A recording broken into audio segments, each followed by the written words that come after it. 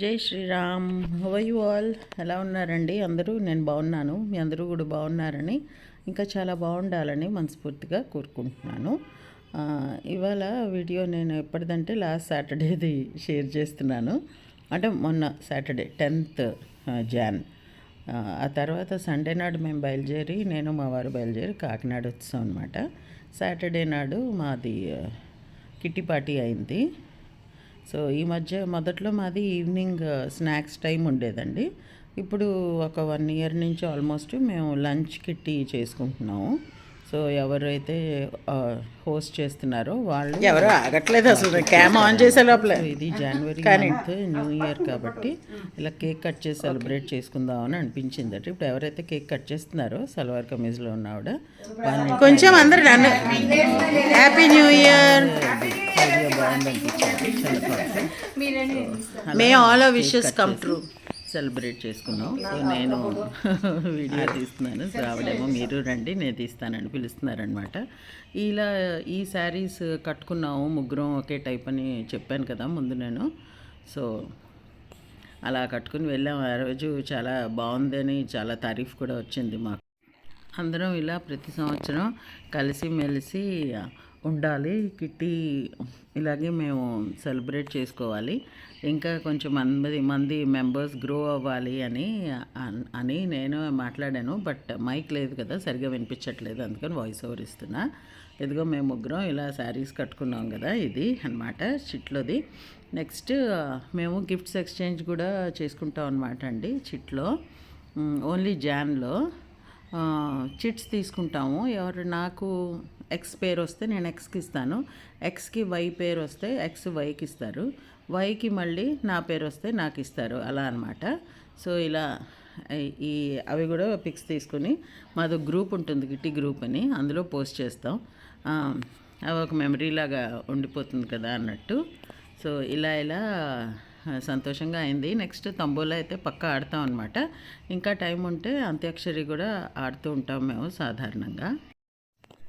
ఆ రోజు వాళ్ళ ఇంట్లో అన్నము, సాంబారు, దోసకాయ పప్పు, ఇంకా ఇవి చిన్న చిన్న గారెల్లాగా వేశారు, చాలా టేస్టీగా ఉన్నాయి. వంకాయ కారం పెట్టి కూర, టొమాటో కూడా పికిల్ టైప్ అనమాట, రోటి పచ్చడి కాదు, పాపడు, అన్నీ కూడా చాలా చాలా టేస్టీగా ఉన్నాయండి. నేనైతే ఫుల్ ఎంజాయ్ చేశాను. ఇది వేరుశనగపప్పు బాయిల్డ్ పీనట్స్ మసాలా, అంటే జస్ట్ ఉల్లిపాయలు, కొత్తిమీర, కొంచెం పచ్చిమిరపకాయలు, అలా గరం మసాలా ఇందులోనూ లేదు. అదంతా అయిన తర్వాత తంబోలా అది ఆడుకొని ఆ గిఫ్ట్స్ ఎక్స్చేంజ్ అంతా అయిన తర్వాత ఇంటికి వచ్చాము. వచ్చిన తర్వాత ఆ రోజు మా శివ స్పందన కూడా వచ్చారనమాట. సో వాళ్ళ ఇంటికి తీసుకెళ్ళే కొన్ని సామాన్లు, మా కుక్కల్ని వాటిని కూడా తీసుకెళ్లారు కొత్త ఇంటికి. ఎందుకంటే నేను ఈయన బయలుదేరి కాకినాడ వచ్చామన్నమాట. సండే మార్నింగ్ 4:15 కల్లా బయలుదేరిపోయాము. ఎందుకంటే పంతంగి టోల్గేట్ దగ్గర బాగా ట్రాఫిక్ జామ్ అవుతుంది, 2-3 గంటల సేపు ఉండిపోవాల్సి వస్తుంది అని చెప్తూ ఉన్నారు. అందుకని తొందరగా బయలుదేరిపోయాం. దాంతో మేము ORR ఎగ్జిట్ కూడా ఈజీగా అయిపోయింది. ఆ తర్వాత మంతంగి టోల్గేట్ దగ్గర కూడా వెయిటింగ్ అయితే లేదు, జస్ట్ 2-3 మినిట్స్లో అలా వెహికల్స్తో పాటు అలా క్రాస్ అయిపోయాం. ఇది తెల్లారిన తర్వాత ఆల్మోస్ట్ 6:30, 6:45కి తీసిన వీడియో అనమాట. ఆ గ్రీనరీ చూస్తే నిజంగా ఎంత సంతోషంగా అనిపించిందో, చాలా చాలా బాగుంది. అండ్ మేము ఈ మధ్య విజయవాడ హైవే అవాయిడ్ చేస్తున్నామండి. విజయవాడ కన్నా మాకు ఇటు ఖమ్మం నుంచి వెళ్తుంటే కొంచెం డిస్టెన్స్ తగ్గుతుందన్నమాట. సో మధ్యలో 7:30కి అలాగా ఒక చెన్నపట్టణం ఫిల్టర్ కాఫీ అని ఉంటే కాఫీ తాగుదామని ఆగాము. అక్కడ ఈ హనుమంతుడి బొమ్మ ఉంది పెద్దది, దీనికి ఆపోజిట్గా ఇటు సైడ్ లెఫ్ట్ హ్యాండ్ సైడ్కి అది చెన్నపట్టణం ఫిల్టర్ కాఫీది ఉంది.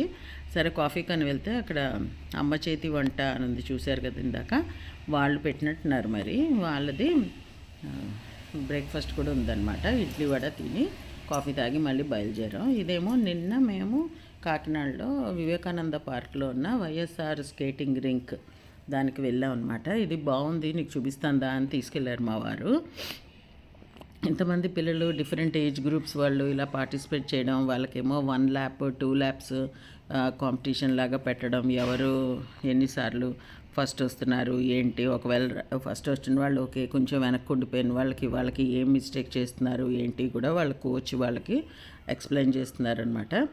ఒక పిల్లాడైతే చాలా బాగుంది, అతనిది మొత్తం అంతా టెక్నిక్ బాగా పట్టుకున్నాడు ఆ కుర్రాడు, అందుకే అంత ముందుకు వెళ్ళగలుగుతున్నాడు అని చెప్పారు. మా వారు పెద్ద స్పోర్ట్స్ ఎంతూసియాస్ట్లు అండి, and he is into many sports.